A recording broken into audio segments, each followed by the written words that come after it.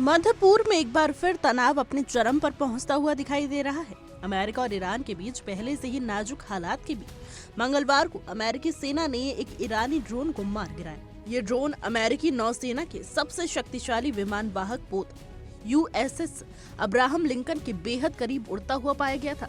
इस घटना ने अरब सागर और आसपास के पूरे क्षेत्र में सुरक्षा को लेकर नई चिंताएं पैदा कर दी हैं, खासकर ऐसे समय में जब वॉशिंगटन और तेहरान के बीच कूटनीतिक बातचीत दोबारा शुरू होने की कोशिशें चल रही हैं। अमेरिका सेंट्रल कमांड यानी कि सेंटकॉम के मुताबिक ये एक ईरानी ड्रोन अंतर्राष्ट्रीय जल क्षेत्र में उड़ रहा था, लेकिन उसका व्यवहार आक्रामक था। सेंटकॉम ने बताया कि ड्रोन लगातार अमेरिकी विमान वाहक पोत की ओर बढ़ रहा था और अमेरिकी बलों द्वारा किए गए डी एस्केलेशन प्रयासों को नजरअंदाज कर रहा था। स्थिति को गंभीर खतरा मानते हुए अब्राहम लिंकन ने उड़ने वाले F-35C फाइटर जेट ने इस ड्रोन को हवा में ही नष्ट कर दिया। अमेरिकी नौसेना के प्रवक्ता कैप्टन टिम हॉकिंस ने कहा कि कार्रवाई पूरी तरह आत्मरक्षक में की गई थी।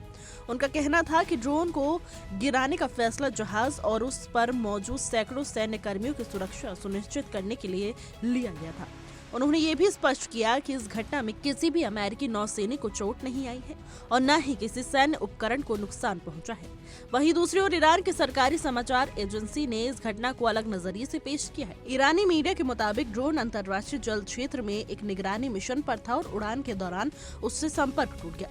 ईरान का दावा है कि ड्रोन के साथ संपर्क क्यों टूटा, इसका कारण अभी स्पष्ट नहीं है। ईरानी रिपोर्टों में ये भी कहा गया है कि ड्रोन ने अपना सर्वेलेंस मिशन पूरा कर लिया था।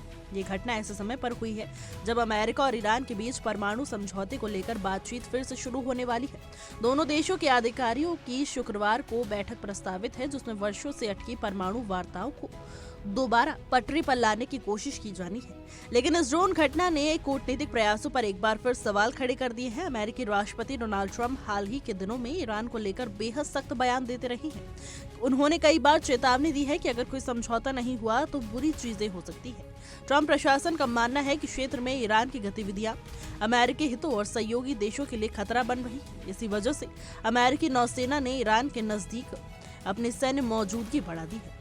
यूएसएस अब्राहम लिंकन का ये कैरियर स्ट्राइक ग्रुप इस पूरे सैन्य दबाव का सबसे बड़ा प्रतीक माना जा रहा है। इस तैनाती की पृष्ठभूमि में ईरान के भीतर हाल ही में हुए बड़े पैमाने पर सरकार विरोधी प्रदर्शन भी हैं। पिछले महीने ईरान में हुए विरोध प्रदर्शनों पर हुई कार्रवाई को 1979 के इस्लामिक क्रांति के बाद का सबसे घातक आंतरिक दमन बताया जा रहा है।